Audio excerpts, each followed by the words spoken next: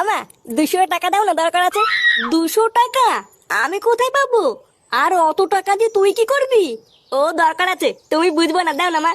আমার কাছে অত টাকা নেই, তোর বাবা আসলে বাবার কাছে চাইবি। নে বাড়া, এখন আবার বাপের কাছে চাইতে হবে নাকি? এ লেওড়া মহাজালা তো। কিরে, শুনলাম তোরা নাকি পিকনিক করছিস?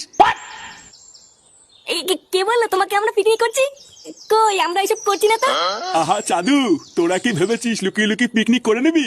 শোন, আমি হচ্ছি তোর বাপ, বুঝলি তো? আমার সাথে চালাকি করিস না। ও, তুই ওই জন্য টাকা চাইছিলিস? এই বাড়া রে, এ তো সব জেনে গেল। সেই কতদিন পর পিকনিক করছিস আর তোরা আমাকেই বললি না? শোন, ক্লাবে গিয়ে সবাইকে বলবি আমার বাবা মা বউ বাচ্চা সবাই পিকনিকে থাকবে। থাকবে বললেই হয়ে গেল নাকি? এটা শুধু আমাদের পিকনিক, এখানে বড়দের কোনো জায়গা নেই। কি হয়েছে? জায়গা নেই মানে?